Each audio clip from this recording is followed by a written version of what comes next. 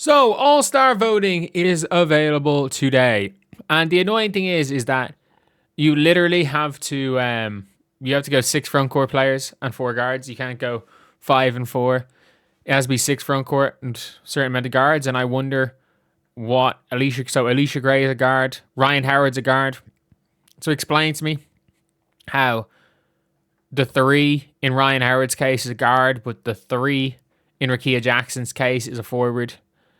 And Kelia Copper is a guard forward who's been dog shit, by the way.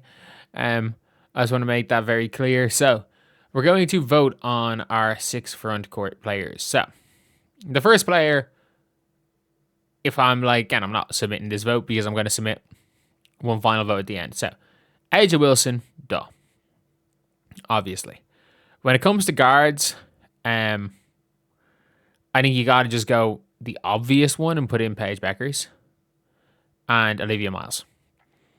Like, they are your 3 no-brainers. They're probably your 1, 2, 3 for MVP right now.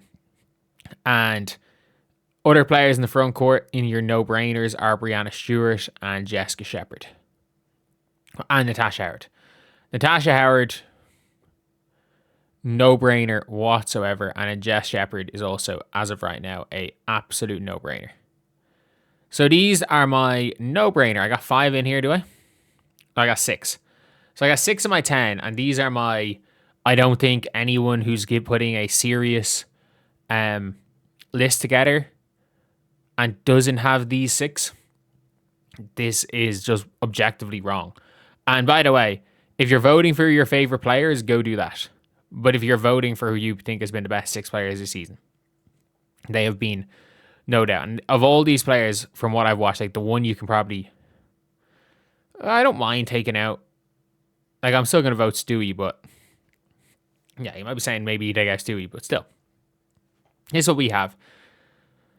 Okay, so when we're looking at forwards for this last spot here, you have got, why will it not show forwards?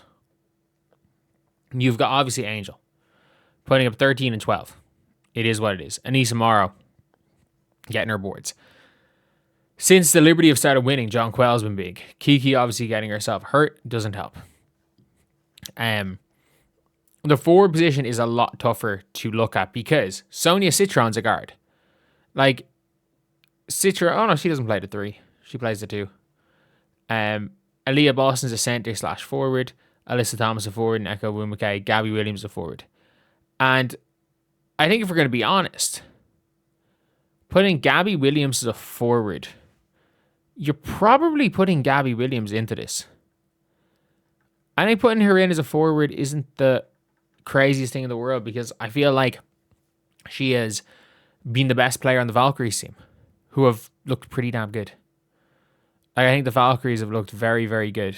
And I think it's one of those things where, like, you're probably putting one Valkyries player on this. I don't really feel like with there only being 4 guard spots, I think it's really tough to put in Veronica Burton. I think from this guard spot. So this is where it gets really, really tough. Because do we fucking take Paige Bueckers out of the guard spot?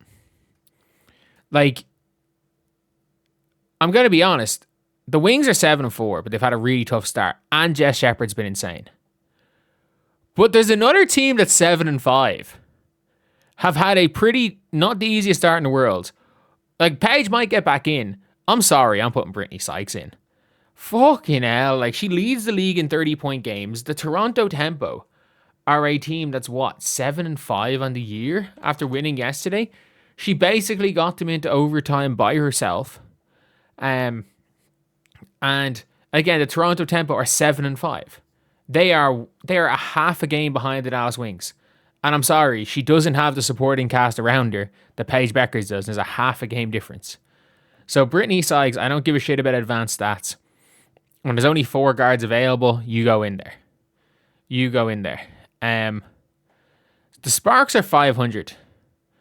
And the Sparks are the greatest offensive team in the history of the WNBA when Kelsey Plum is on the floor. I'll talk about the last 2 guard spots later because there are 3 for 2 spots. There realistically are 3 for 2 spots for guards. And not all of those guards I put in above Gabby Williams if you could. So, for the last forward, because like I put Ryan Howard in if I could put her in as a forward. Actually, there's 4 guards for 2 spots. I'd put Citron in if I could put her in as a forward. Like, is it gonna just have to be Alyssa Thomas just because?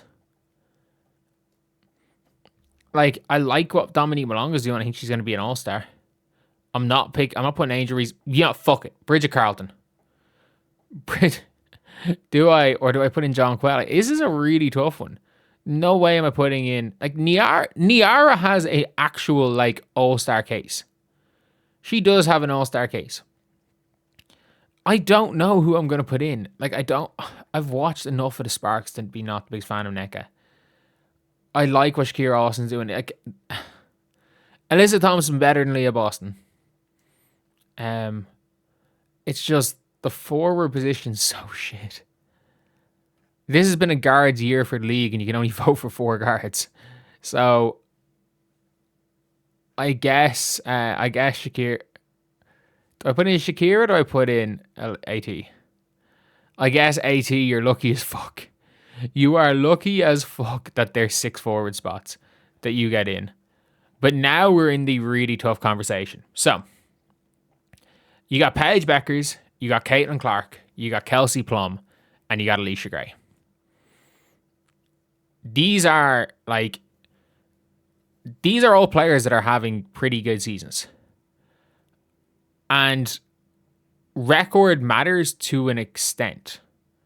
Like, I'm not just going to put a team way above another team just purely because of record. That being said, it is like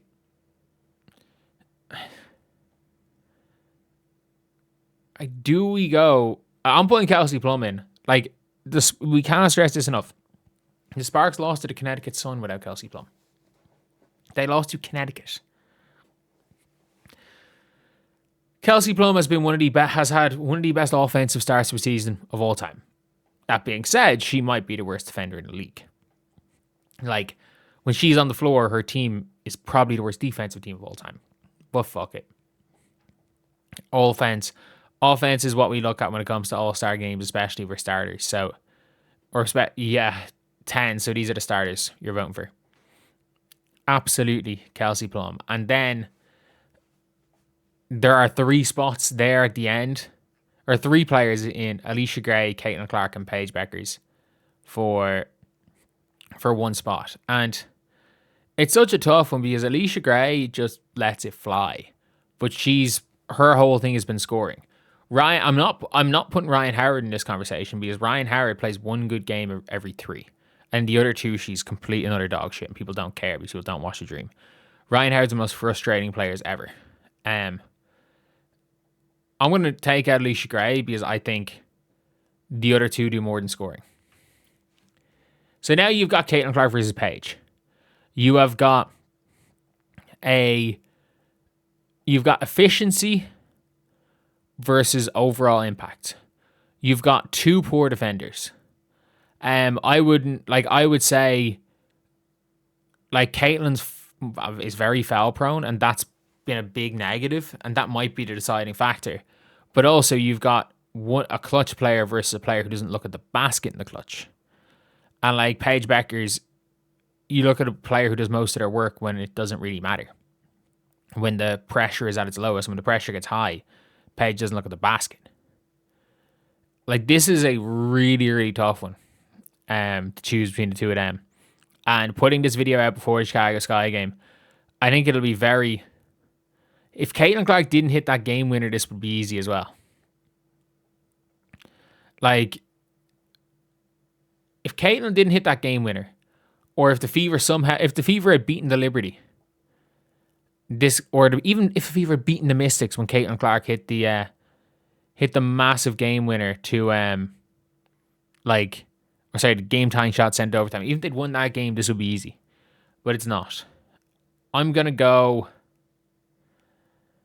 Look, I don't know. Paige has had less bad games.